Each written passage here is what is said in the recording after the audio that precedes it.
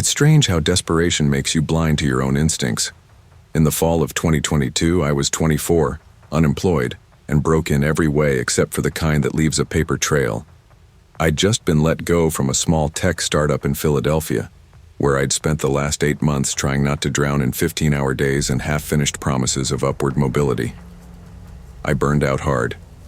Management called it restructuring. I called it collapse. With no paycheck and rent looming over my head, I did what I had to do. Started flipping old electronics on Craigslist. I'd done it once or twice during college, but now it became my full-time hustle. Vintage turntables, old camcorders, even busted game consoles. I'd clean them up, patch what I could, and resell for a small profit. It wasn't much, but it helped. That and ramen. One Thursday night, after hours of scrolling through listings, I saw it. A Rern Magnavox record player.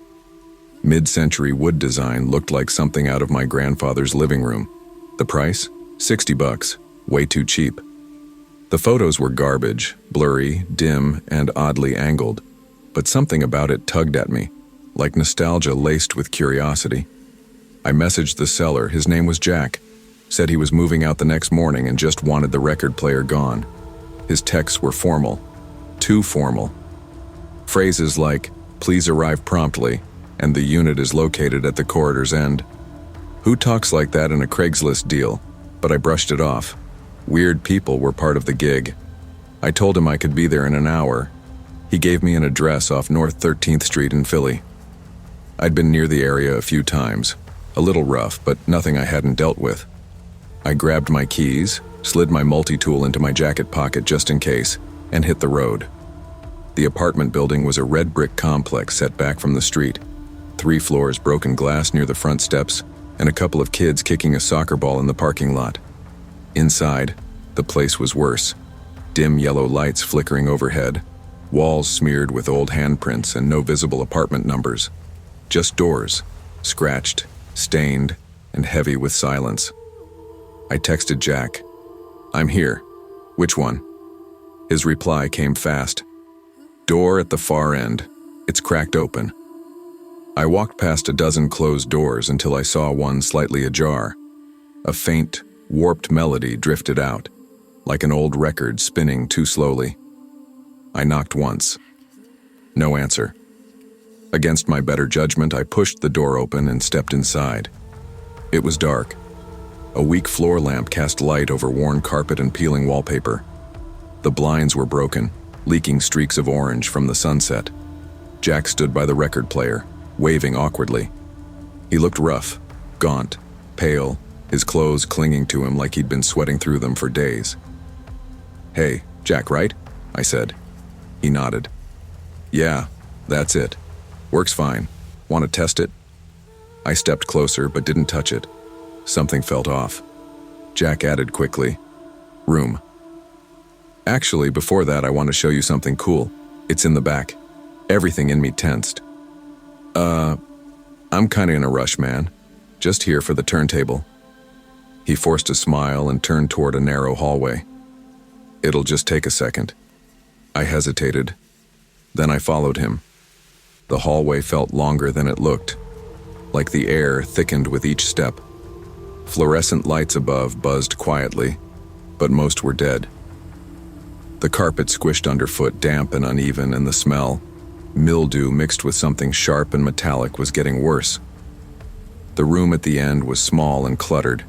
It looked like a storage unit, not part of someone's apartment. Piles of old electronics, mannequin torsos, doll parts, random junk stacked against the walls. It smelled like wet paper and something worse, something decaying. In the corner sat a large, ancient-looking trunk, padlocked. Jack walked over to it and crouched. "This is what I wanted you to see," he said. "My grandfather built this. He was different." I stayed at the doorway. "Looks old." Jack didn't answer. He pulled a small, rusted key from his pocket and fitted it into the padlock. Click. He opened the trunk. The creaking sound was slow and unnatural, as if the wood were reluctant to move. A wave of rot hit the air like a slap. I gagged. Inside, something large was covered with a stained yellowing sheet. The shape underneath looked human. Broad shoulders, slumped posture, motionless. "I should go," I said, stepping back. Jack kept staring at the trunk. His breathing had changed. Shallow, jittery. "They always leave before they see it," he whispered. "You don't have to be like the others." That sentence locked my spine in place. My skin prickled. I turned without replying, walked straight down the hallway, heart pounding so loud it drowned the hum of the record player. As I reached the front door, he called after me, "You'll dream about it anyway." I didn't look back. I made it to my car and slammed the door behind me. My hands were shaking too hard to fit the key into the ignition on the first try. As I pulled out of the lot, I realized I was sweating. My vision blurred like a film had coated my eyes. A metallic taste hit my tongue, and my stomach churned. Nausea rolled over me. I managed to drive 3 blocks before I had to pull over. The next thing I remember, it was dark out.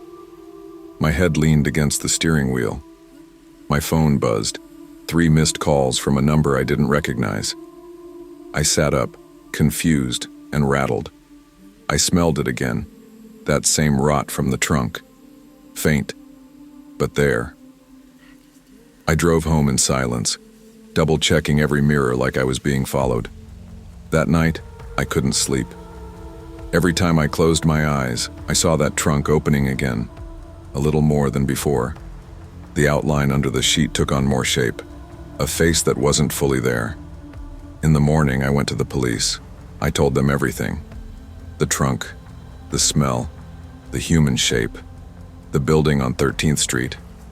I left out the hallucinations and the dreams. I knew how that would sound.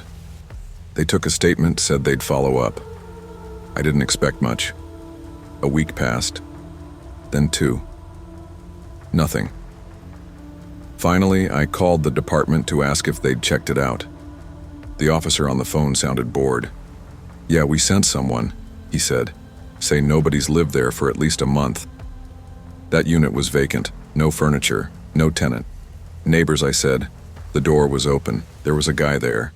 Jack. The officer sighed. "We double-checked. There's no unit 313. That building ends at 312. I hung up, but I wasn't done. I convinced a friend to come with me one evening. We went back to the building. Same kids playing soccer. Same cracked steps. Same flickering lights. Only this time, the hallway ended at 312, a solid wall where I swore I'd walked through. No door, no Jack, no trunk. It's been almost a year now. I haven't flipped a single item from Craigslist since. Sometimes I still catch that smell, rotting, wet, sour, when there's nothing around to explain it. I wake up from dreams drenched in sweat, heart racing, and the image is always the same. The trunk, opening slowly, and something inside beginning to move. I've tried therapy. I've tried ignoring it. I've even tried chalking it up to stress, trauma, exhaustion. But nothing fits. I was there. I saw that room. I smelled it. I felt it. And I believe Jack wasn't trying to sell a record player. I believe he was trying to pass something off. Something heavy. Something cursed. Something that needs to be seen. I just happened to walk away. Barely. Not every opportunity is meant to be pursued. Some doors, especially ones already cracked open, are better left closed. Trust your instincts. They might be the only thing standing between you and something you can't unsee. Some chapters in life begin as a whisper. You don't realize they've started until you're already too deep to turn around. In November 2021, I was 21, living alone in a modest second-floor apartment on the east side of Salem, Oregon. Unit 4B. Rent wasn't cheap, especially for someone juggling school and a part-time job. I was studying digital media at a community college and working evenings at a cozy bookstore cafe downtown. I liked the job well enough. Free coffee, quiet regulars, shelves that smelled like warm paper. But the pay barely covered rent, let alone groceries, bills. or my mother's medical costs back in Idaho. I stumbled into content creation the way most people stumble into bad decisions. Desperation dressed up as curiosity.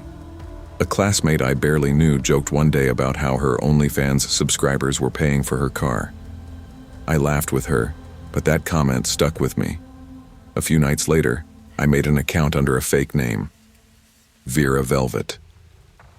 No face, no nudity, just soft glam, artsy photos and videos. It felt anonymous, harmless even, like acting, performance behind a paywall. It wasn't long before I built a small but loyal following. I kept it all separate, no face, no real name, no location tags. I didn't even tell my friends, especially not my ex, Kyle. We had dated on and off for years. He had a temper and an unsettling way of thinking I still belonged to him.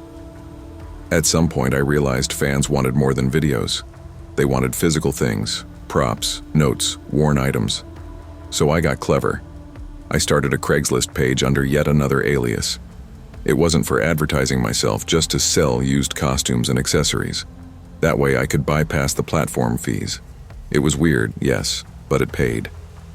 People wanted anything that felt personal, like owning a piece of someone they didn't know. One buyer stood out, a man going by CJ.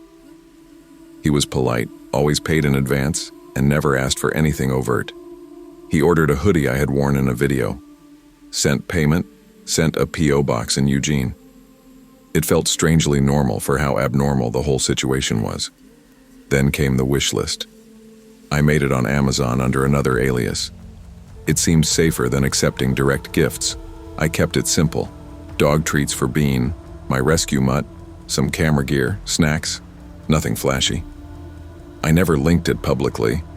I only shared it in private messages, and only a few times. But someone had found it. Someone I hadn't sent it to.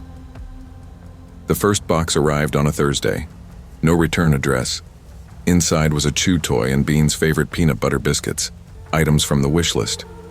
I assumed it was from a fan I forgot I shared the list with. Sweet, right? 3 days later, a second box appeared. A lighting kit I'd added only 2 days before. No note. Still no name. That was when my stomach dropped. Because I hadn't shared the list again, not recently, not at all. Yet someone had it. And they were watching it closely enough to know when I added new items. I tried to play it cool at first. Maybe it was CJ or someone who guessed my wish list. Maybe it was a coincidence. Amazon had weird bugs sometimes. I wanted it to be nothing. But then, I found the envelope. It was slid under my door, tucked just enough to be noticed. Plain white. The handwriting on the outside was shaky but deliberate. For Vera Velvet, always watching, always thankful. Inside was $100 in crisp bills, no note, just money.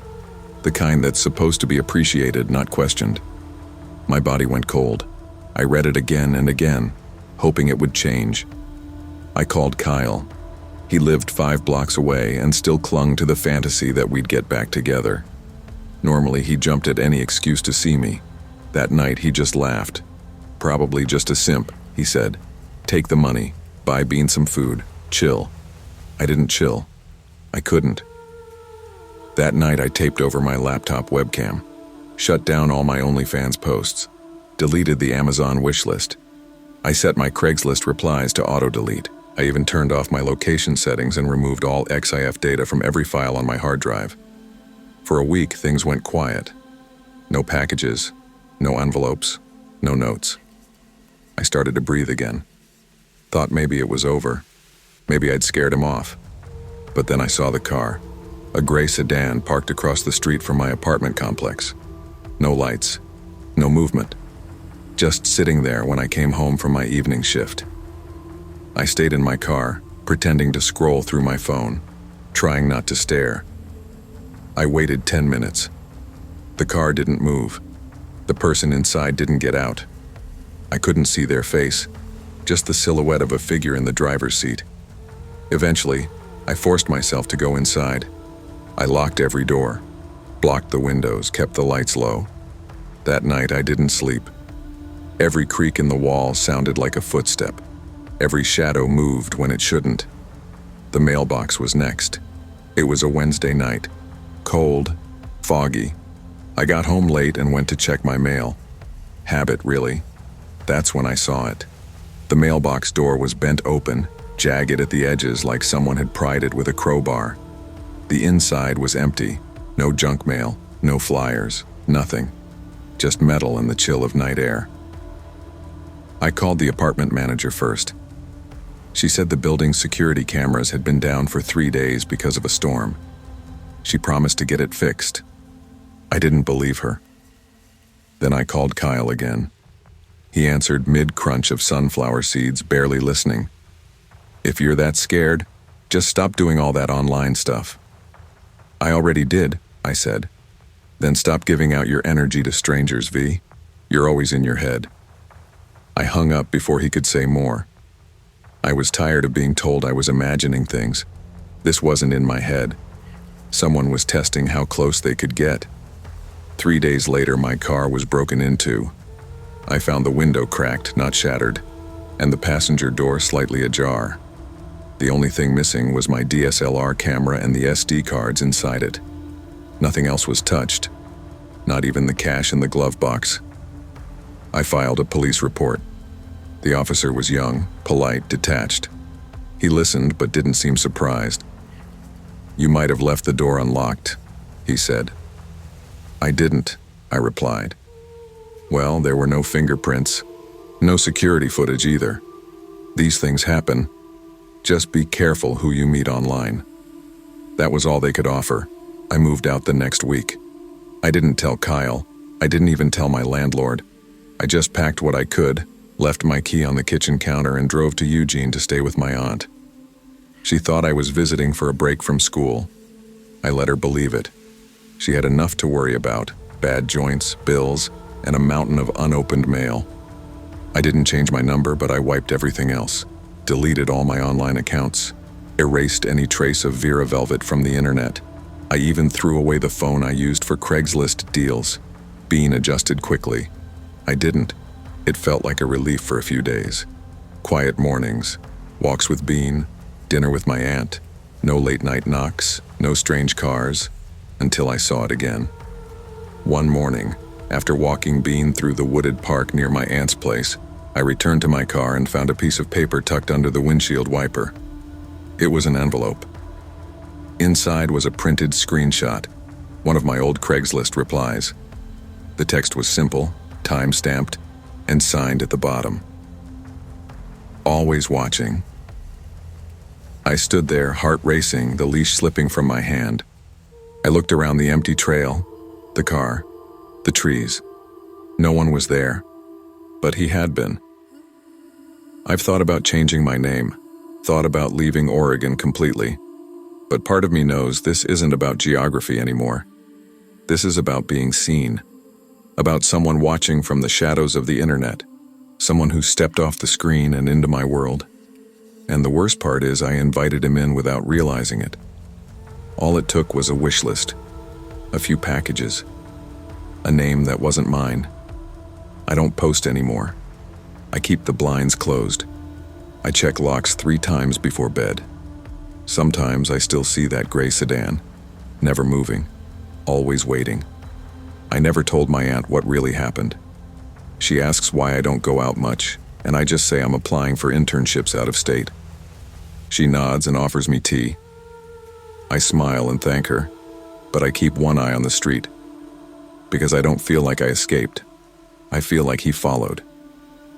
The internet gives you a mask, but not protection.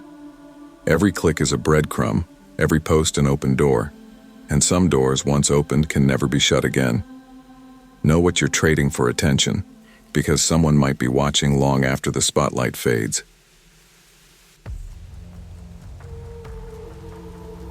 I was never the type to take dumb risks. Not the thrill-seeking kind, not the rule-breaking kind either. After high school, most of my friends scattered, some off to college, a few into warehouse jobs, and 1 or 2 into trouble I didn't want to touch. I stayed in Grand Rapids. I moved back in with my dad after graduation. He gave me the upstairs bedroom and asked for help with the bills. I didn't argue. It wasn't glamorous. I worked part-time at a discount furniture store off 28th Street, unloading recliners and assembling flat-packed dining sets for minimum wage and a sore back. I didn't complain. I was saving up to start at the local community college in the fall. Life wasn't exciting, but I was trying. I just wanted to keep my head down, help my dad out, and make slow progress. Earlier that March, after 2 months of saving nearly every check, I bought myself a newer laptop, something faster, lighter, better for school. My old one had been with me through all 4 years of high school, a scratched, dented, sluggish chunk of tech that groaned every time I opened a browser tab. But it still worked. So I listed it on Craigslist. Figured I'd get a little money back, maybe help someone else out too. I took a few clean photos on my phone, wiped the hard drive, and posted it for $500. I listed the specs honestly, and by that same evening I got a reply. The guy's name was Corey. Said he was buying it for his cousin. Asked normal questions, battery life, memory, condition. Nothing felt off. Until I suggested we meet at the Starbucks 5 minutes away, and he texted, "Any chance I could come by your place instead? I don't drive. My friend is dropping me off. Won't take long." Something in me hesitated. I don't know why I didn't just say no. Maybe I didn't want to lose the sale. Maybe I didn't want to seem paranoid. We'd had people stop by the house for garage sales. My dad sold tools out of the garage sometimes.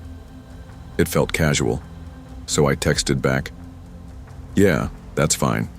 Just ring the doorbell." Friday afternoon, around 3:40, a rusted gray Nissan pulled up in front of our house. I saw it from the kitchen window. 2 guys got out. I wasn't expecting that. Corey was the first one to the porch. Hoodie pulled up, smile too wide, eyes that darted behind me as I opened the door. "You Luke?" "Thanks, man. Appreciate this," he said quickly. The taller guy behind him didn't speak. He just followed inside like he already belonged there. They both kept their hoods on, even though the sun was out, and it was easily mid-50s. Warm for March. I tried not to let it bother me. "Laptop's in here," I said, leading them into the kitchen. Corey sat down at the table, and I opened the laptop, powered it up, showed him the basics. He nodded along, barely looking at the screen. The tall guy stood silently by the fridge, eyes scanning the kitchen, the counter, the photos on the wall. Then he finally spoke. "Hey man, can I use your bathroom real quick?" It was a simple question, one anyone might ask. But something about how he said it, it wasn't polite or sheepish. It felt like a statement, like he was informing me rather than asking. I gave a slow nod and pointed down the hall. "First door on the left." He disappeared. No thank you. No glance back. The silence after that was loud. I tried to keep the conversation going with Corey, answering his lazy questions about the laptop. But he didn't care. He kept glancing down the hall. 5 minutes passed. Then 10. "So, you think he's okay in there?" I asked, trying to stay casual. Corey shrugged. "Probably just checking his hair or whatever. He's chill." I stood up, half laughing. "Yeah, I'll go check." That's when his hand came down on my wrist. The grip wasn't hard, just firm, like a hand on a steering wheel, steady and controlled. "Nah, he's fine. Chill. You don't gotta do that." I yanked my wrist away before my brain even registered the fear. That was the moment everything in my gut turned. All the alarms I'd been ignoring suddenly screamed in unison. "What's he doing upstairs?" I demanded, stepping back. Corey's friendly act disappeared. He stood too, blocking the hallway without saying a word. I didn't wait for answers. I turned on my heel and bolted down the hall. Not toward the guy, but to my dad's office room at the far end. It was the only room with a door that locked. My dad still kept a landline in there, a leftover from before we all had smartphones. I slammed the door, locked it, and grabbed the phone. My fingers shook so bad I misdialed the first time. Second try, I got through. 911, what's your emergency? There's 2 guys in my house. I said, trying to keep my voice from cracking. Asked to use the bathroom. He's upstairs. I didn't let him go up there. One of them, is the door locked? Yes. I'm in an office. They don't know I'm calling. Please hurry. Outside the door, I could hear low voices, movement, cabinets being opened. One of them stepped heavy across the floor above me, my dad's room. Then the footsteps stopped. Silence, a tense, stretched silence like the air before a storm. I waited, my hand still on the phone. A voice inside me kept whispering, "Do not come out." Then I heard the front door slam, a second slam, tires squealing away. The officers arrived 12 minutes later. By then, I'd unlocked the door and met them outside. My hands were still trembling. I walked them through the house, heart pounding in my throat. Drawers were left open upstairs. My dad's emergency stash, gone. And worse, my mom's jewelry box was missing. A small blue velvet thing she had left behind when she passed. My laptop, too, obviously. They took my statement, asked if I had any photos or texts. I gave them everything. The phone number Corey used was already disconnected. Turns out it was from a burner app. The license plate on the gray Nissan. Stolen from another car. No leads, no fingerprints. I sat at the kitchen table that night staring at the spot where Corey had pretended to look at the laptop. The same table where I'd eaten breakfast every day since I was 6. It suddenly felt different, smaller, vulnerable. My dad got home 2 hours later and listened in silence as I told him everything. "You let them in the house?" he asked quietly. I nodded. "I'm sorry, I didn't think..." "You didn't think, that's the problem." His voice was hard, not yelling, but worse in a way. We changed the locks the next day. He installed a camera over the porch, one of those motion-detecting kinds. We kept the landline in case of emergencies. He never brought it up again. But the disappointment stayed in his eyes for weeks. I stopped selling anything online after that. I deleted my Craigslist account, blocked the burner number, and ignored the email follow-up from someone else interested in the laptop. I couldn't even open my inbox without thinking of Corey's hand on my wrist. A few weeks later, I found a photo of my mom wearing one of the necklaces they stole. She was in her garden, smiling with her hands in the dirt. I stared at it longer than I should have. I couldn't explain why, but losing that necklace hurt more than losing the laptop. I didn't tell anyone else what happened. Not my friends, not co-workers, but whenever I see someone online saying pickup only or giving out their address casually in messages, I feel this twitch in my chest. I want to say, "You don't know what's coming." Because I didn't. And it almost cost me more than a few things. If Corey had shut that office door, if the tall guy had come downstairs with something worse than jewelry in his pocket, if they'd noticed I was on the phone, that's what I think about most nights. Not what happened, but what almost did. Never assume your own home is safe just because it's familiar. Boundaries matter. One moment of convenience can turn into regret that lingers for years. Trust your gut. If it feels wrong, it probably is. Probably. People talk about rock bottom like it's one moment, a sudden fall, a clean crash. But for me, it was quieter, slower, like water leaking under a door. You don't notice it until your socks are wet, and by then, the damage is already done. By the time I turned 31, I'd long since let go of whatever I thought I was supposed to be. College dropout, failed barista, someone who once talked about social justice in freshman seminars and now couldn't hold a conversation without sweating. My last job, at a bakery cafe, ended after I had a panic attack during the breakfast rush. My boss had said it gently, with that customer service smile still on her face. "You're not in the headspace for this." She wasn't wrong. I moved into a friend's spare room a few weeks after that. The room had no door, just a curtain, one mattress, a suitcase, and a shelf. I spent most of my days horizontal, staring at my phone screen, scrolling through Craigslist, not even looking for anything specific, just reading. Lost pets, missed connections, cheap furniture, and curb alerts. Job gigs that sounded fake. There was something raw about it. Human. Like walking through the back end of a city no one wants to talk about. One Sunday I saw a listing that felt different. It read, "Need help organizing an old house. Flexible hours. Tea, stories, and snacks included." And then at the bottom, "If you're the quiet kind, we'll get along great." I stared at it for a long time. I hadn't had a real conversation in nearly a month.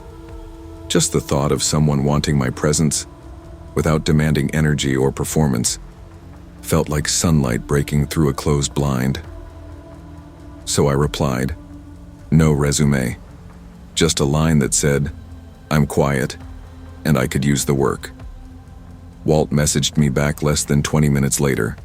His house was tucked on a tree-lined street near Seneca Park, surrounded by weathered homes and gardens half claimed by ivy. The kind of place you walk by and wonder who lives there, if anyone. I arrived at 2:10 p.m. Walt opened the door before I could even knock, like he was waiting. He was maybe mid-70s, with neatly combed white hair and thin glasses that made his eyes look larger than they were. He wore a cardigan with patches on the elbows and had the kind of posture that made you think he'd been a teacher once.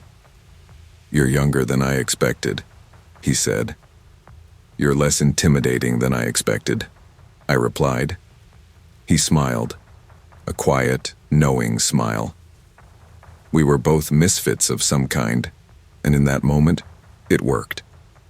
Inside smelled like lemon oil and mothballs, with layers of old books, dried flowers, and tea leaves tucked somewhere in the corners. The living room was dim but warm, with thick drapes and an upright piano covered in lace. He poured me tea before we even started. The work was simple. He wanted to go through boxes that had been collecting dust for decades. Most of them were in the attic, or tucked in corners of rooms he hadn't used in years. He said his wife had been gone a long time. She never liked parting with things, and he told me. Everything held a story, and that's how we worked. Quietly, slowly, sorting things by hand. Old photographs, yellowed notebooks, costume jewelry from the 1960s. Sometimes he'd tell me stories about an item. Other times he'd let it pass in silence. There was something peaceful about it, like meditating without closing your eyes. By the third visit, I started showing up without hesitation. He tried to pay me once. I refused.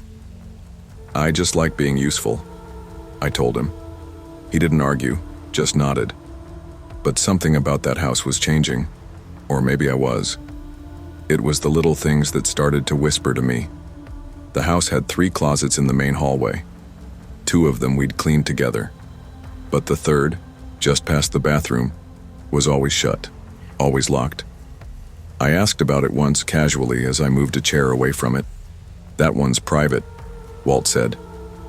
His voice didn't rise, but it dropped something in tone. Final, cold. I didn't push. Another time I found a box labeled Julia's School Things. When I opened it, it was packed with dozens, maybe hundreds, of women's scarves. Silk, cotton, floral, patterned, plain. Most had labels on them, handwritten names on masking tape. None of them said Julia. That box didn't feel like nostalgia. It felt like something else. Later that day, I stood in the hallway longer than I meant to. The locked closet seemed closer than it had before. I remember Walt stepping up behind me. "You organizing ghosts now?" he said with a smile that didn't reach his eyes. I laughed it off. But things shifted after that. He always seemed to know exactly where I was in the house, even if I didn't make a sound. He stopped mentioning his wife altogether, and his stories became more fragmented, harder to follow. His teacups were always perfectly clean, but I never saw him wash them. I started feeling watched, even when I was alone. But I kept going back, because some part of me still liked the routine, or maybe because I didn't have anywhere else to be. It was a Tuesday afternoon when I accidentally knocked over a ceramic bowl on the mantel. It shattered against the wood floor. Walt was in the kitchen and I froze, already apologizing. "I'm so sorry, I'll clean it up." He didn't move right away. just stood there drying his hands on a towel. Then he said, almost to himself, "Accidents always come before disobedience." He turned to me with that same smile he always wore, but this time, it looked like it was hiding something. "But we're not disobedient, are we?" I gave a nervous laugh. "No, sir." That night I couldn't sleep. I dreamed I was locked in that hallway closet, the smell of perfume closing in around me, dozens of scarves knotted around my face. I woke up gasping. The next time I went to Walt's, the front door was unlocked. He was waiting by the closet. "Thought today we could sort this one," he said, holding a ring of keys in his palm. My throat went dry. I'm not feeling great, actually. Head's fuzzy. Rain coming, maybe?" He didn't look mad, just disappointed. "I thought we were building something real here." I nodded, heart pounding. "We are. I just need a little rest." I left, trying not to sprint down the steps. That night I sat in my friend's apartment and typed his address into Google. I didn't know what I was looking for. I found it in the archives of the Rochester Times, a missing persons report. 6 years ago, woman named Hannah Marks, last seen near Seneca Park. Her photo showed her wearing a pale green scarf with a gold pin. That exact scarf had been in the box labeled Julia's school things. I didn't sleep that night. I didn't report anything either. I told myself I didn't have proof, just impressions, half-truths. But I knew. I never went back. I deleted Walt's contact info, blocked his email. Every once in a while I'd imagine him standing in that hallway holding his keys, wondering why I hadn't returned. Some nights I still check Craigslist. It's a reflex now, one I can't quite break. And sometimes I see it again. Same ad, same words.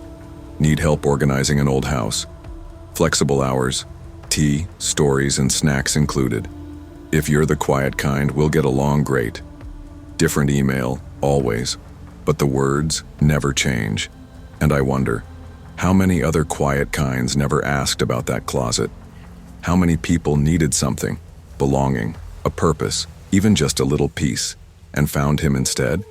The scariest part wasn't the scarves, or the locked door, or the way he moved silently through that house. It was how safe I felt at first. That's the danger we never talk about enough.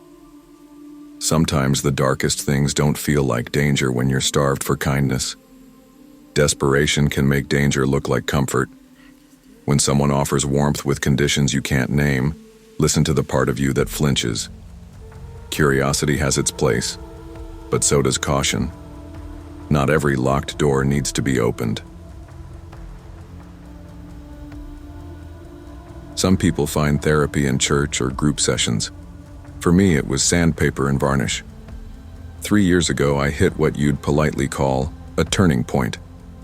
My marriage ended on a Thursday afternoon after 10 years of slowly dissolving love. We both cried a little. She left with the dog and I kept the house, an old paint-chipped fixer-upper just outside Bozeman. At 38, I found myself alone in silence that rang loud. I work from home as a content editor, mostly boring stuff, copy polishing, grammar checks, making corporate blogs sound human, but it's steady. What kept me sane, though, was refinishing furniture. Mid-century pieces mostly, the kind with clean lines and wood that felt alive when you touched it. There's something deeply comforting about sanding down damage, smoothing splinters, and bringing something broken back to life. I'd scour estate sales and Craigslist every weekend looking for hidden gems. I liked pieces with history, things left behind, forgotten. Maybe that's because I felt like one myself. One Thursday morning, I saw a Craigslist post that caught my eye. Leaving town, free toys and small furniture left behind. Come by and take what you like. There was a photo of a small oak kids' table, sturdy legs, worn top, beautiful grain hidden under grime. I messaged the number listed. Still available? I'd love to pick up the table. A guy named Mark replied within 10 minutes. Take whatever you want, we're out by noon. He gave me the address, 269 Juniper Hollow Drive. I didn't recognize the street, but Bozeman's full of hidden little corners, especially as you drift toward the trails. I made a note to stop by Saturday morning before my usual sanding session. That was the plan. Simple. Until it wasn't. Juniper Hollow turned out to be a quiet cul-de-sac tucked near the sourdough trailhead. Pine trees leaned over split rail fences. Lawns were half-kept, like people had either just moved in or stopped caring. The house, 269, looked like any other. 2-story, pale blue with white shutters. A row of cardboard boxes lined the curb. The oak table I'd seen in the photo leaned against the garage wall along with a few toddler toys. I parked at the curb, got out, and knocked on the door just to be polite. No answer. But the front door was cracked open. Not wide, just enough to show shadow. I hesitated, then texted the Craigslist number. "Hey, I'm here. Looks like you've already gone?" A response came immediately. "Yep. Just grab what you want. Garage door is open too. Thanks again." That seemed fair enough. I walked through the gate into the garage. It was mostly empty.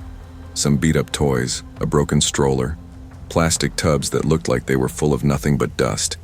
I was bent over, checking the table's legs when I heard it, a soft thud, followed by something rolling across a hardwood floor above me. I froze. "Hello?" I called. "Just here for the Craigslist pickup." No answer. Another sound, a creak, almost rhythmic, not loud but intentional. I stood up, unsure. Maybe someone was still inside. A kid? A neighbor?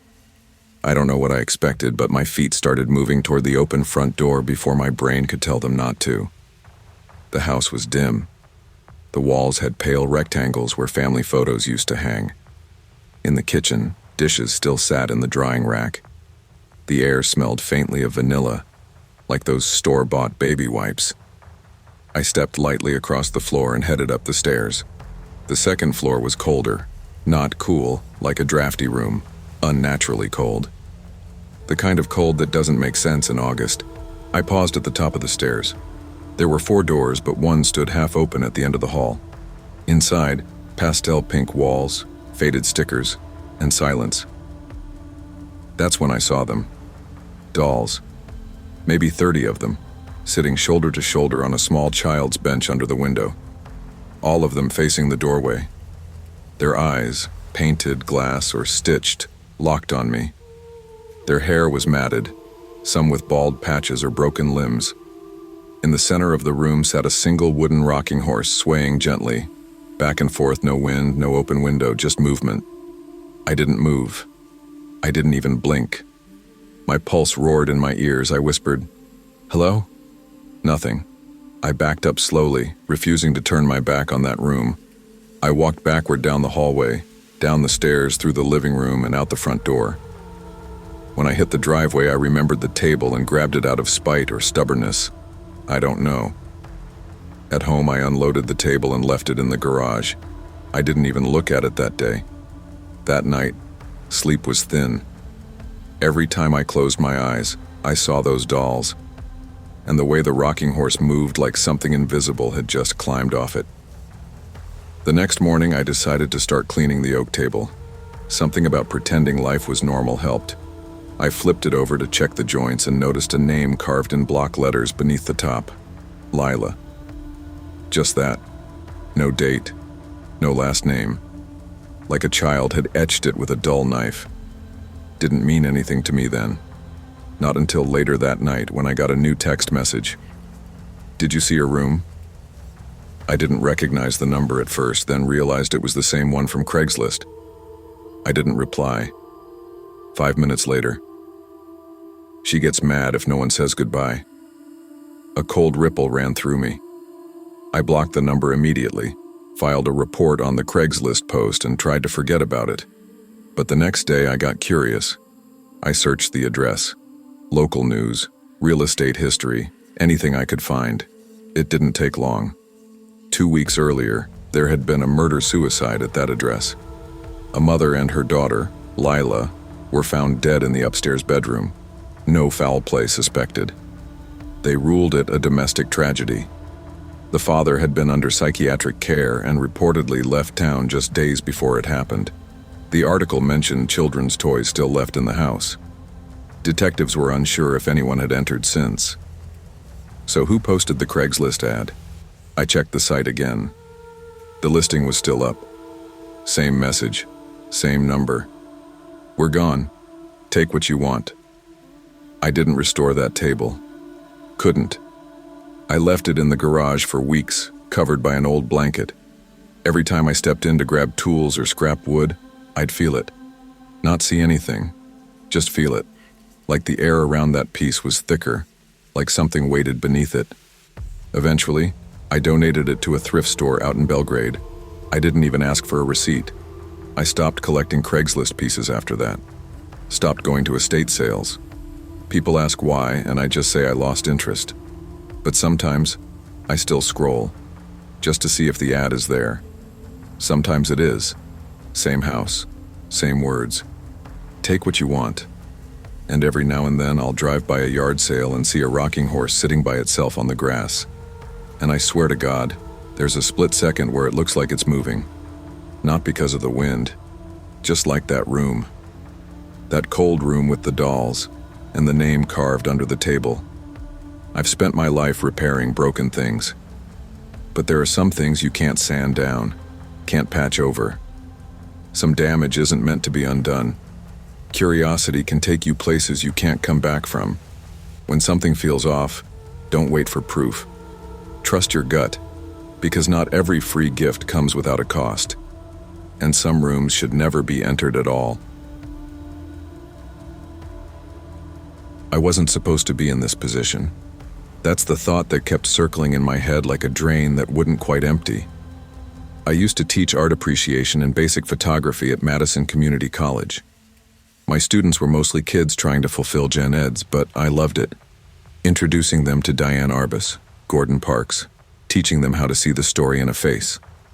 But then came the pandemic, followed by the budget cuts. Then the full-time teaching position became part-time, then gone altogether. By March 2022, I was 27, sleeping with the heat on low to save money, and eating more instant oatmeal than a grown man should admit. I hadn't told my family how bad it had gotten. My sister in Minneapolis thought I was doing gig stuff, and I let her think that. The truth? I was broke, scraping by doing pet portraits and photo editing for a wedding studio that ghosted me more often than they paid me. That's how it started. A Thursday night. I was lying on the couch in my one-bedroom rental, refreshing Craigslist like it owed me something. I wasn't even searching anything specific, just bouncing between creative gigs and etc. That's when I saw the ad. Looking for a male model, 25-35, no experience needed. 1 hour shoot, must be slim fit, $600 cash, discretion required. It had no company name, no contact person, just a Gmail address and a location, 324 Butternut Lane. A weird part of me hoped it was a scam. Like, who pays $600 cash for an hour shoot unless it's porn or a con? Still, I emailed. The reply came quick. The guy's name was Marlon. He said he was an independent photographer working on a personal series about emotional expression. He wanted someone raw, someone ordinary. No modeling experience needed. He attached a photo of the studio. It looked like a basement with warm lighting, cloth backdrops, nothing alarming. He wrote, "You'll be clothed. It's artistic.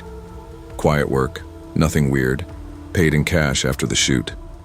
I sent over a casual photo, me standing in front of a brick wall from an old wedding gig, and said I was available Saturday. We locked it in for 6 p.m. That night, I lay awake thinking about what this job meant. Not what it paid, but what it said about where I was in my life. I was a college-educated man taking a maybe sketchy modeling gig in a stranger's basement for cash. I hadn't told anyone, not my ex, not my sister. It felt like a turning point, a little line that I couldn't uncross once I stepped over. But I needed the money. Saturday came with gray skies and that wet, heavy air that sits in your lungs. I drove to the address in my beat-up Honda Civic, checking my GPS twice. The neighborhood was tucked into the edge of Madison where the houses got older, the lawns patchier, and the windows wore yellowed blinds like tired eyes. 324. Butternut Lane sat behind overgrown hedges, paint peeling from the siding. A rusted mailbox tilted to one side, but the porch light was on. I parked across the street, stared at the house for a solid minute, then got out. I carried nothing but my phone and my ID, told myself I'd be in and out in an hour. The man who answered looked like a librarian from the 90s. Mid-50s, soft voice, gray cardigan over slacks, glasses that kept sliding down his nose. "You're Elliot?" he asked. "Yeah. You Marlon?" He nodded. "Glad you came. A lot of people flake." Inside, the house smelled faintly of bleach and dust. The furniture was sparse.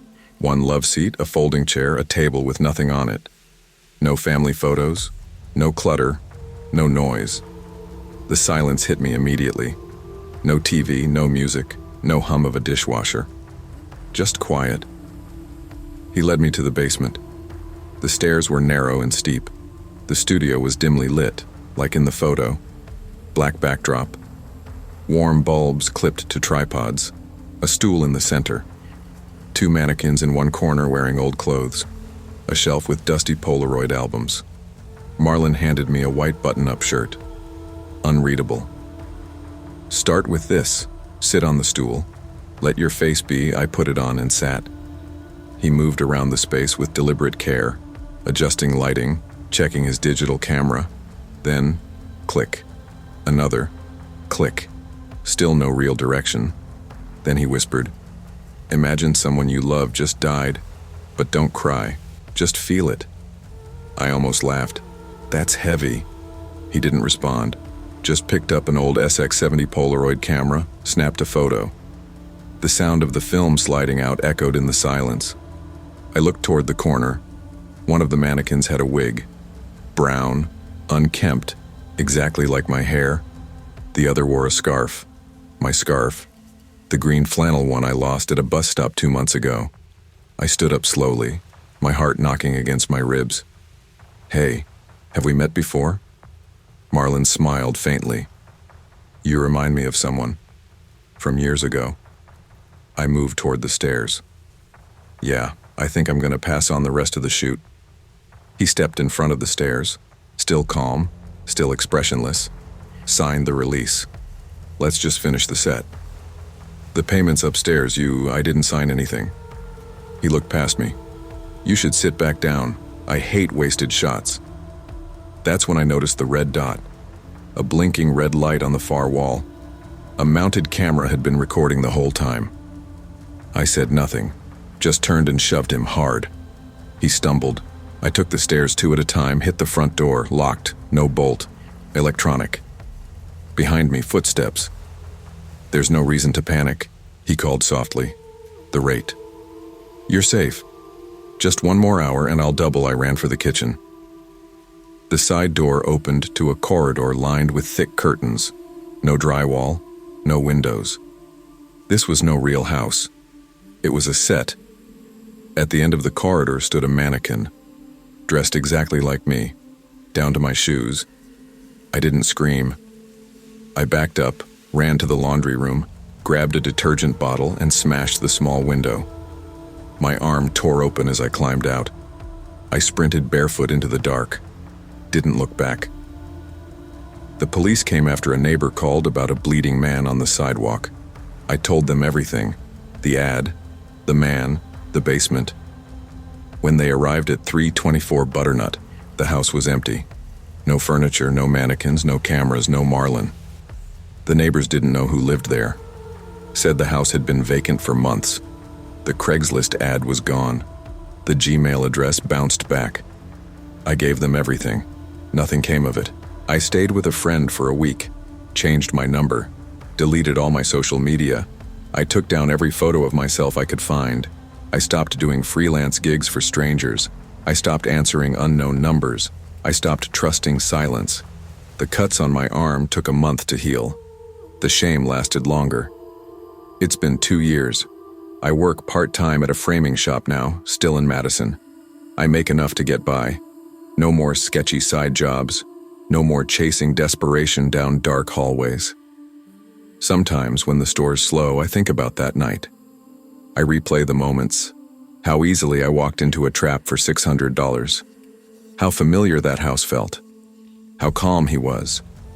I've tried to explain it to myself a dozen different ways. Maybe he was just a lonely man with weird hobbies. Maybe it was worse than that. I don't know. I never will. I keep a Polaroid camera on my desk now. Not to use, just to remind me.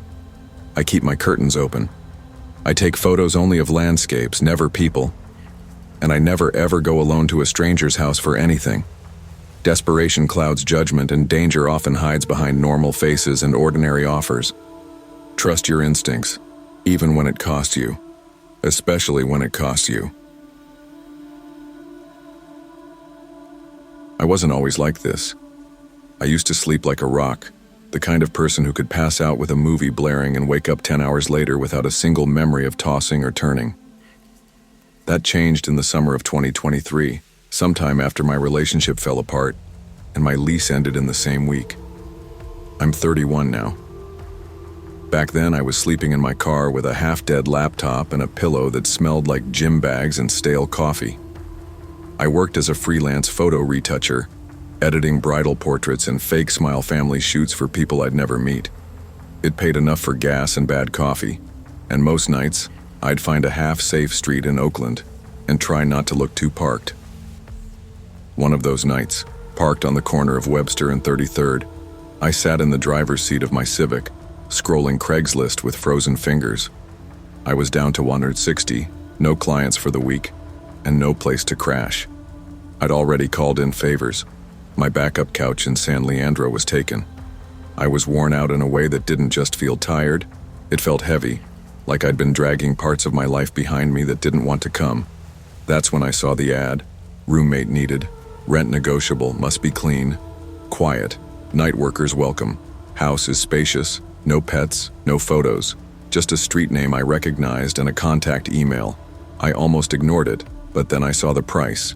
Rent, $300 a month, utilities included. I sent an email without thinking. 2 hours later, at 2:07 a.m., I got a reply.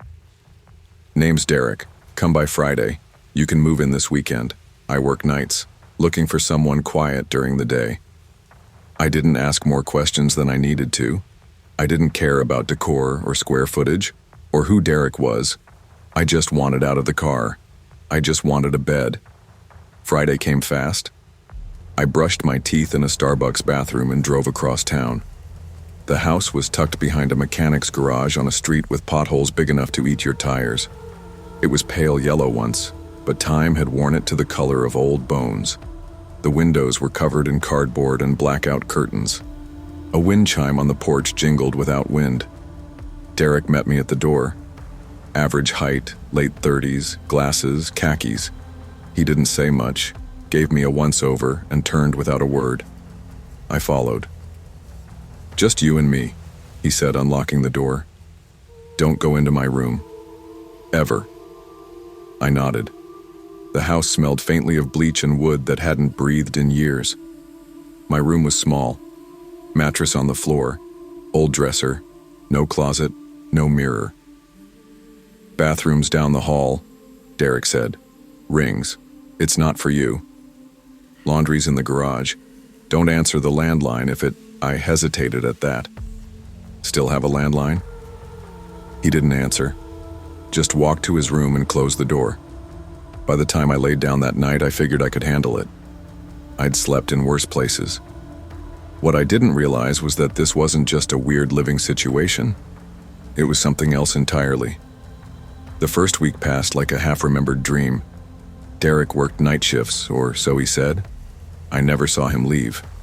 I'd wake up around noon, heat up whatever I could microwave, and scroll my inbox for new gigs. My rhythm was off, but it was better than a car seat and gas station sandwiches.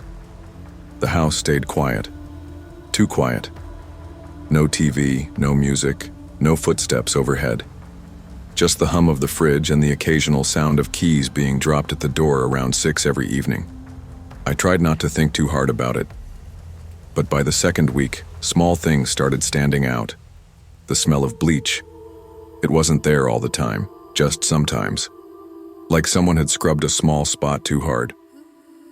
The scent hung in the hallway, sometimes stronger near Derek's room. I thought about asking him but didn't want to start anything. Then there were the objects. Tiny shifts in the kitchen. My cereal box was lighter. My coffee mug would be moved from the drying rack to the sink but dry. One time, I thought it was in my dream at first. But as I lay there staring at the dark, I realized the sound was real. Low, shallow, just outside my bedroom door. It didn't move. It didn't fade. It just breathed. Steady. Like someone standing there, not sure what to do next. I couldn't breathe. I didn't move. I waited. Eventually, it stopped. I must have fallen asleep again because I woke up in the morning with the sheets damp from sweat. I asked Derek casually that afternoon, "Hey, were you up last night around like 3?" He looked at me blankly. "I work nights, remember?" He went back to his room. That's when I broke the one rule. I picked up the landline. The receiver was dusty, but when I put it to my ear, there was a dial tone. I redialed the last number. It rang once, then silence, then it cut. I tried to keep to myself after that. I started wearing headphones when I slept, kept a flashlight next to my mattress. I didn't trust the locks on the doors. There were no visible deadbolts, just the thin twist knobs that never really kept anything out. Then came Tuesday. I remember it was raining that night. Not heavy, just enough to turn the windows into a soft hum. I had just started to drift off when I heard a click, the sound of my door opening. It didn't creak, it didn't bang, it just opened. Smooth and slow. I sat up fast, my throat clenched. I stared into the hallway. It was pitch black, and then I heard it. A whisper. "You're too noisy at night." It didn't sound like Derek. It didn't sound like anyone I knew. It sounded small, like a child who knew too much. I flipped on the light. Nothing. No one. The door was ajar. I didn't sleep the rest of the night. I sat on the mattress holding the flashlight in one hand and my phone in the other, debating whether to call the cops or just walk out and never come back. The next morning, I couldn't take it anymore. I knocked on Derek's door. He opened it, barely, just enough to show one eye and part of his face. He looked pale, tired. "Are you messing with me?" I asked. "Because if this is some kind of thing, I'm leaving." He looked at me for a long time, then said, past my door, "I don't sleep anymore either. It used to only walk." He paused, "But now it's curious about yours." I didn't wait. I packed everything I owned into 2 duffel bags and left before noon. I didn't say goodbye. Derek didn't come out of his room. I didn't hear the wind chime as I left, just the rain, soft and even, falling on the roof. I parked at a diner down the street just long enough to catch my breath. I don't know why, but something pulled at me. I went back. I told myself it was to grab the charger I might have left. But when I stepped back inside, the house felt colder. Still empty. Derek was gone, his room door open for the first time. I didn't go in. Instead, I noticed something near the living room rug. A bulge. I lifted the corner. Underneath, folded carefully, was a single Polaroid. It showed a man around my age sleeping in the same position I slept in. Same room, same mattress, same stained sheets. On the back, scrawled in blocky handwriting, it read, "Tried the same thing, didn't listen, still noisy." I reported it anonymously, told the cops about the address, the ad, the man, the photo. They said they'd look into it. A week later, I checked Craigslist. Same ad, same words, new date. I never went back to that part of Oakland. I moved in with a friend in Richmond for a while, found part-time work at a print lab that didn't ask questions, started sleeping with a door wedge, even when I wasn't alone. Some nights I still hear it, that shallow breathing, that whisper, "You're too noisy at night." And when I close my eyes, I see the face in the Polaroid, not the one sleeping, the one standing behind him. No amount of desperation is worth ignoring your instincts. Cheap rent isn't a gift, it's a gamble. And sometimes silence isn't peace, it's warning. People don't really talk about what it feels like to start over at 34. It isn't brave. It isn't liberating. It's mostly paperwork, lowered expectations, and a lot of eating canned soup over the sink while checking your bank account for the 5th time in one day. After my divorce, I moved out of Portland and landed in Tacoma, Washington, in a one-bedroom apartment above a liquor store with a broken intercom and the constant smell of cigarettes seeping through the walls. My ex got the car. I got the rest, which wasn't saying much. I made my money doing remote transcription gigs, mostly medical lectures, some legal depositions, not glamorous work and not particularly steady. I lived by my calendar and by the little green payment icons in my account. Some weeks I'd skip groceries just to make rent on time. I told myself it was temporary, that something better was coming. But after the 7th job rejection in 2 months, even that lie started feeling hollow. It was a rainy Tuesday when I came across the Craigslist ad. I wasn't looking for anything exciting, just a data entry temp job or a dog walking gig. But then I saw it. Quiet woman needed to house sit for 10 days. No cleaning or errands, just occupy the space. $900 flat. Private home. Must be discreet. Ideal for writers or people who work from home. Room plus full kitchen plus Wi-Fi. It felt oddly formal, but gentle. The phrase "just occupy the space" stood out to me. Like they didn't want help, they wanted presence. I refreshed the post 3 times just to make sure it was still there. Then I sent an email. 3 hours later, I got a response from someone named Marissa. She said she was flying to Maine to care for her mother and needed someone to keep the energy in the house from collapsing. That was how she phrased it. Not take care of it, not watch over it, just keep the energy. She called that evening. Her voice was calm and slow, almost like someone trying not to wake a sleeping child. She asked if I was quiet, if I lived alone, if I could follow simple instructions. I said yes to all 3. Then she gave me only 2 rules. "Please don't move any furniture," she said, "and please don't go into the basement." I asked why. She said, "It's sealed. There's mold. It's a health issue." I didn't press. 2 days later, I took the 10 bus to a quiet neighborhood near Ruston Way. I rolled my suitcase down a shaded sidewalk, past manicured hedges and quiet homes, until I found hers. The house was beautiful. 2 stories, painted pale gray with white trim. It looked like something out of a lifestyle blog. Older, but well cared for. There were candles in every room, even the kitchen. Some were lit already, wax dripping softly into antique holders. Marissa met me at the door. Tall, pale, maybe late 40s. No makeup. Her hair was pinned back, but a few strands hung loose. She didn't shake my hand, just gave me a quick tour. Sticky notes were placed on walls and furniture. "Don't unplug this. Keep this window slightly open. Leave this light on after dark." I asked if she had a checklist. She smiled. "The house tells you what it needs." She handed me the keys and her number, said she'd be back on the 11th. Then she left without a hug or goodbye.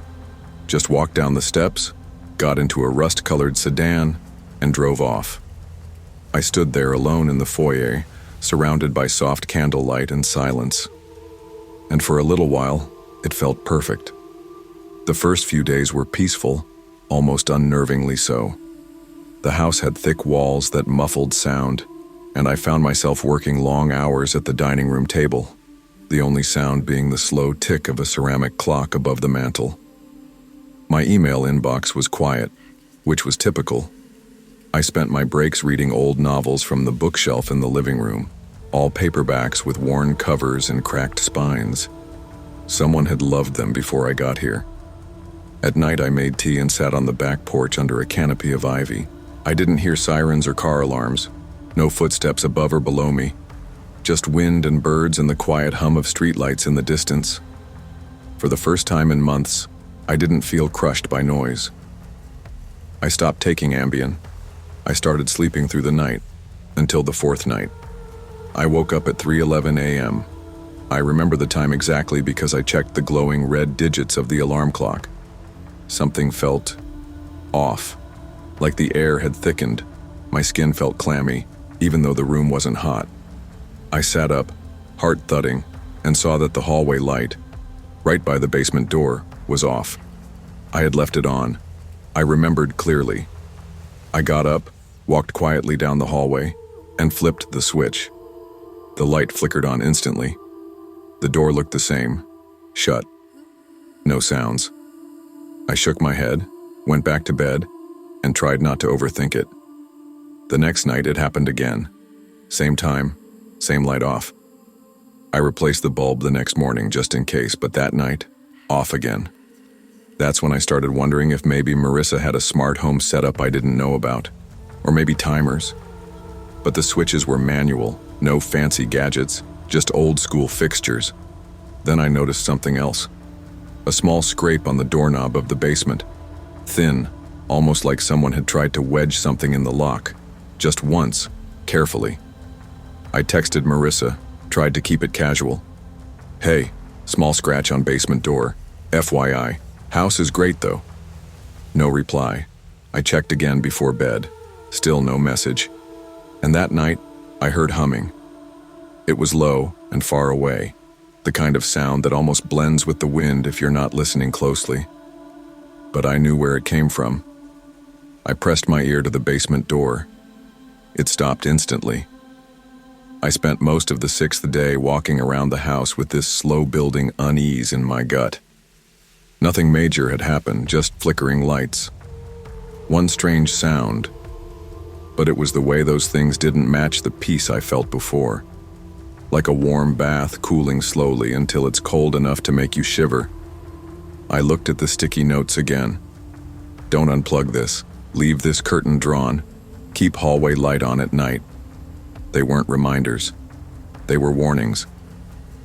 I spent the afternoon working, pretending not to hear anything, ignoring the itch in my brain that kept pulling my eyes toward the basement.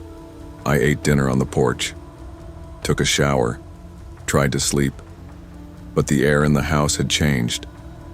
That night, I had a dream. I was standing at the top of the basement stairs, holding a candle. The door was open and the stairs didn't end, they just kept going down and down, spiraling. I thought I heard someone calling from below. When I tried to answer, I couldn't speak. I woke up gasping, sweat soaking the collar of my shirt.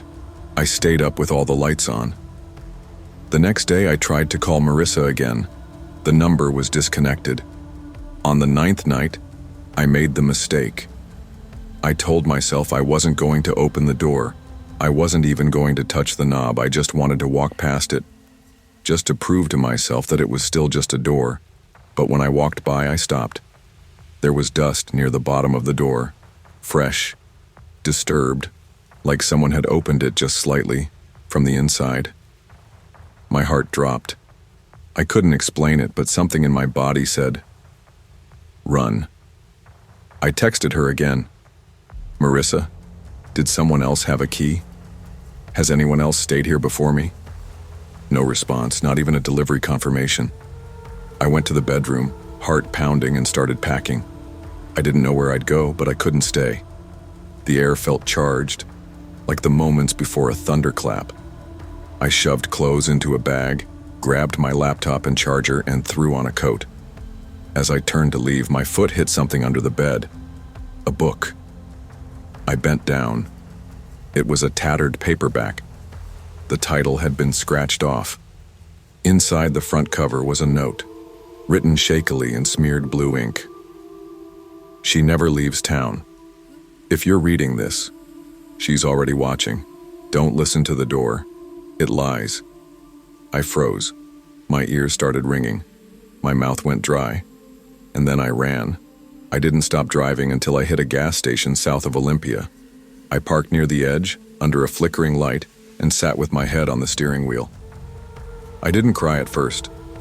I just sat there, heart racing, trying to catch up to the fear that had already filled my body like smoke in a sealed room. The next day, I filed a report online with the rental site Marissa had used for payments. I didn't use her full name. I didn't even know if that was her real name. But I reported the house, the listing, the rules. I checked Craigslist that night. The ad was back. Same wording, same pay, same no cleaning line, same just occupy the space. I called the number from a payphone, disconnected. I never went back. Now I live in a newer apartment. Everything is modern, clean, boring. I don't take house-sitting gigs anymore. I don't answer ads that sound too gentle, and I never, ever leave a light off near a closed door. Because even now, when the house is quiet and everything is calm, I still count the candles every morning, just to make sure none are missing. Sometimes the easiest money comes with the cost of your peace. Trust your instincts. If a place asks for your silence, it's probably hiding something that screams. People think horror stories start with a scream, or a shadowy figure in the hallway. But in my experience, they start quietly, casually even. Mine started with a Craigslist ad and a desperate need to finish my senior thesis. I was 23 at the time, finishing my final semester at SCAD in Savannah. I was deep into sound design, ambience, environmental tension, layered audio that could shape a viewer's nerves without ever showing a single jump scare. I wasn't aiming for Hollywood explosions or monster growls. I wanted to make people lean in and listen harder, feel something crawling up their spine from nothing but sound. But I had a problem. I needed a location to record in, somewhere quiet, old, echoey. Savannah's got plenty of old buildings, but most of them were either too pricey to rent or restricted. I'd already struck out with 2 studio sessions, and my backup plan, using a friend's family barn, turned out to be ruined by traffic noise. It was a Tuesday night around midnight. I was lying on my apartment floor with my laptop, barely awake, trawling Craigslist. I'd been scrolling for hours when I saw it. Need help documenting sound in old coastal house. 400 day, 1-day project, bring equipment, house is empty, owner out of town, must sign basic waiver. I clicked. The poster used only initials, G. Millard. The listing included an address on Tybee Island, right off the Georgia coast. Not too far, just a 30-minute drive from where I lived. I thought maybe it was a local artist trying to preserve their childhood home or something. The kind of project I respected. A place with character. I sent a short email introducing myself. Within 20 minutes, I got a reply. Millard said the house had belonged to his great-aunt, who passed the previous year. Said it hadn't been touched in months, but he wanted to preserve its sonic character before the remodelers came in. His last line read, "You're welcome to record anything you want. Just don't move anything, and don't open the closet in the master bedroom." That last part? I figured it was about privacy or mold.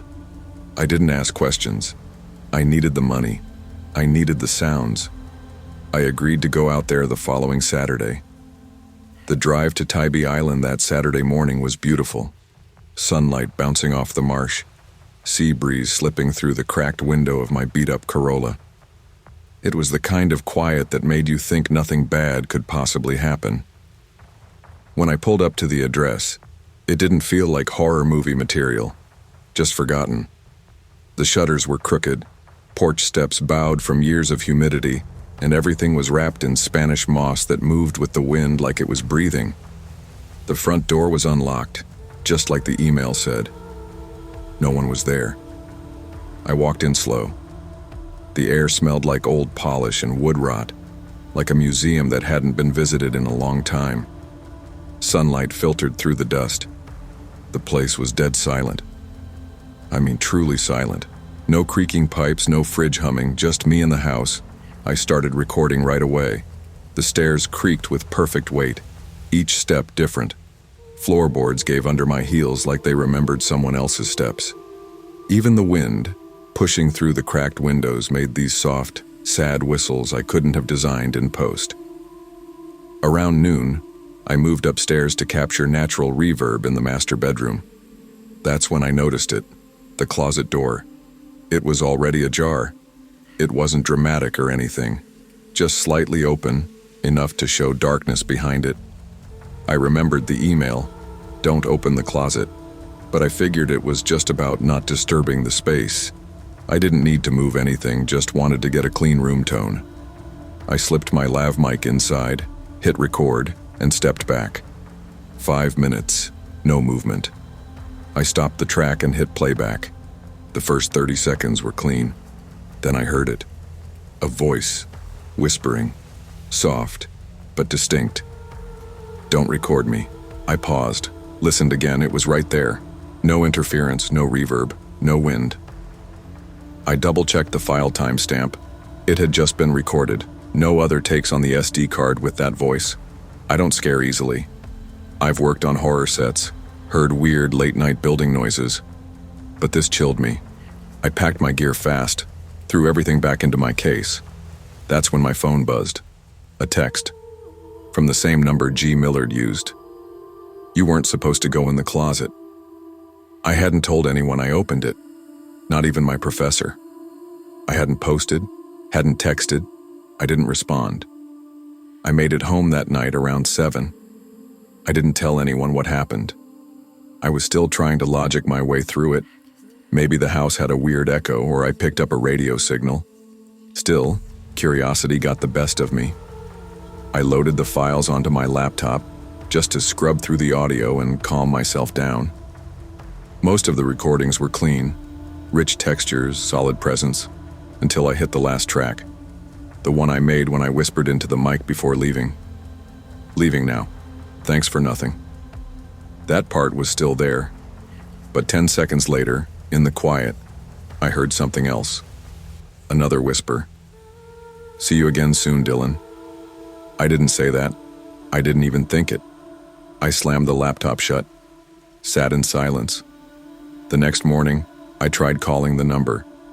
Disconnected. I went back to Craigslist. The ad was gone, entirely wiped. No cache, no archive. It had vanished. For a while, I didn't do anything. Didn't record. Didn't edit. I ignored emails from my professor about the project. I couldn't explain why. Just this sense that I'd brought something home with me. Weeks passed. I didn't tell my classmates. I figured they'd laugh or worse, think I'd cracked under thesis stress. But something changed after that trip. Every time I plugged in my gear, even for unrelated projects, I'd get interference. Static at first, then fragments, low tones that didn't belong, feedback loops that seemed to mimic breathing patterns. Then, one night while testing sound for another short, I picked up whispering again. Soft, rhythmic, like lullabies in reverse. One word stood out. Cross. My last name. The audio was unusable. I started returning gear. Told my advisor I was shifting the direction of my project. He didn't ask questions. By then I wasn't sleeping much. Dreams became vivid. Always the same setting. An old house with a door I couldn't close. Always a voice behind it. "Don't record me." I tried to forget. Told myself I imagined it. I moved apartments, deleted the original files, even gave up on the sound design path. I'm working a commercial job now, editing product videos and podcasts. But last week I got a package, no return address, inside an SD card. I plugged it in. Just one file, a low hum, like the ocean inside a tunnel. Then, my voice. "Leaving now. Thanks for nothing." And again, the whisper. "We're not done, Dylan." I don't use Craigslist anymore. I don't record anything, not even voice memos. I hear the voice sometimes through my phone's speaker, even when it's off. And I know, it followed me. Because it wasn't about the house. It was about me pressing record. Curiosity can be powerful, but without caution it becomes an invitation. Not every opportunity is a gift, and not every silence is empty. Some doors, literal or digital, are better left unopened. When you're scraping by, you learn how to make do. You learn to sleep on couches, repurpose old milk crates into bookshelves, and dig through Craigslist like it's a lifeline, because sometimes it is. My name is Kendra Malloy. I'm 41, recently separated, living with my 6-year-old son Milo in a rented duplex in Kaisertown, a quiet working-class patch of Buffalo where nothing much happens, at least nothing anyone talks about. Before the divorce, I worked part-time and spent my afternoons picking Milo up from school and making dinner by 5. Now I work 2 jobs just to keep the lights on: cashier at a pharmacy Monday through Friday, and a bakery shift at Wegmans every Saturday and Sunday morning. After my husband left last fall, bags packed on a Sunday night without so much as a conversation, I moved us out within a week. I found a small place I could afford alone. It wasn't much, but it was clean and safe, and it had a little patch of backyard just big enough for Milo to play in when the weather was kind. We had almost nothing when we moved. Milo had been sleeping on just a mattress on the floor since November. It gnawed at me. Every time I tucked him in, he asked me when he was going to get a real bed like other kids. I told him soon, but the truth was, after bills and groceries, there was no soon. There was only Craigslist. I'd found some decent stuff there over the years: a used high chair, an old chest of drawers, even a microwave that lasted 3 years. So when I saw the ad for a twin oak frame bed for $40, I didn't hesitate. The photo showed a clean, disassembled frame, warm wood, no scratches, resting against a white wall. The description was short and to the point: leaving town, must go by Sunday, no holds, no delivery, message if serious only. I messaged the guy immediately. He replied fast, said his name was Alex. He was moving out that weekend, couldn't hold the bed for anyone, and needed it picked up that same night, around 9 at the latest. 9 o'clock wasn't ideal. It was already after dark by then, and the pickup was near Bailey Avenue on the more industrial edge of the city. But I had a car, and I'd done worse. Milo was staying with our upstairs neighbor for a sleepover, and I figured it would only take 20 minutes. In and out. I threw on my hoodie, grabbed my purse, and headed out around 8:30, telling myself I'd be back before 9:30. I didn't bring anyone with me. I should have. But when you've spent years doing everything by yourself, you don't always stop to ask who else should be there. You just go.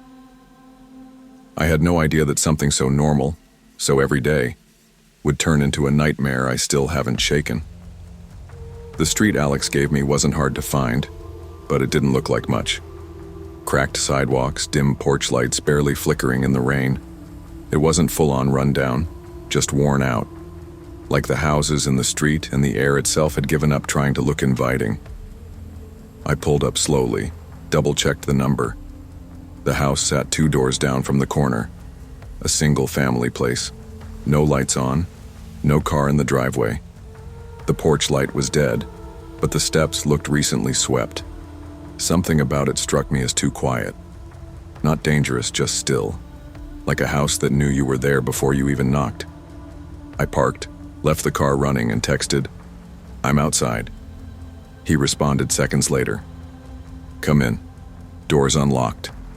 Bed is disassembled and waiting by the stairs." That gave me pause. I'd expected him to bring the frame to the porch, or at least meet me at the door. I stood there for a full minute, debating whether to just leave. But I needed that bed. I couldn't tell Milo I came home empty-handed again. So I went in. The door creaked open. Inside smelled like damp wood, like a cabin after a storm. There were no lights on, but a faint glow came from the street lamp behind me, enough to see the outlines of furniture: a table, a chair, a coat rack leaning slightly left. I called out, "Alex, hello?" Nothing, but the bed was there, disassembled like he said. Leaning neatly against the staircase, frame, slats, screws in a ziplock. On top was a small white envelope with my name on it, printed in neat capital letters: Kendra. I hesitated before opening it. Inside was $40 in 20s and a Polaroid. I pulled it out. It was a picture of me, standing on the porch, taken maybe 30 seconds earlier. I went cold. The only reason I didn't scream was because my voice didn't work. I stood there, heart jackhammering, staring at that photo like it was a hallucination. It wasn't. Same clothes, same lighting, same angle, taken from inside the house just behind the curtain near the front window. My hands trembled as I shoved the money and photo back into the envelope and stepped backward toward the door. But the door that had been cracked open behind me wasn't just closed now, it was jammed. I twisted the knob, pulled, even shoved my shoulder into it. Nothing. That's when I heard it. A man's voice, low and slow, coming from upstairs. "You looked better in your work uniform, Kendra." I froze. My name, my uniform. He couldn't have known that. My work shirt had my name tag, but I wasn't wearing it. Not tonight. Another voice came from the hallway, closer this time. Different pitch, like someone younger. "She smells different than the last one." Something cracked inside me. Not just fear, rage. I spun around, scanning the space. That's when I noticed them. The hallway mirrors, thin and tall, about shoulder width, mounted side by side like panels. But they weren't normal. They didn't reflect properly. The angles were off, and behind one of them, movement.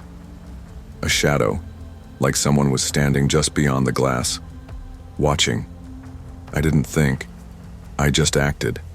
I grabbed one of the bed slats, solid oak, and swung it at the nearest mirror. It shattered instantly, glass raining down in a sheet of sparks.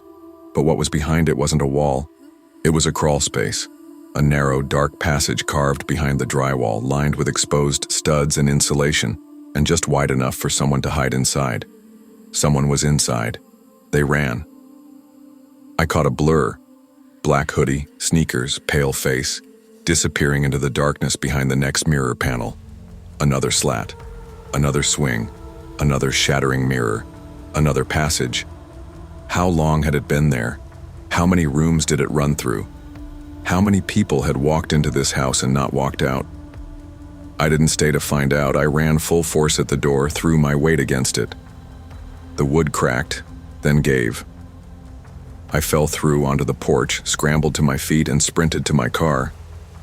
I didn't even look behind me. I peeled away from that curb, tires screeching like something from a movie.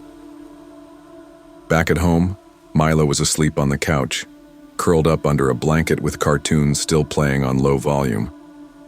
I stood there for a full minute just watching him breathe, my hands still shaking.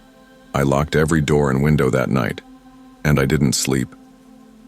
The next morning I filed a report. I told the police everything. The photo, the voices, the crawl space, the mirror, even the exact address. They sent someone out. I waited by the phone all day. When they called back, the officer's voice was tired, skeptical.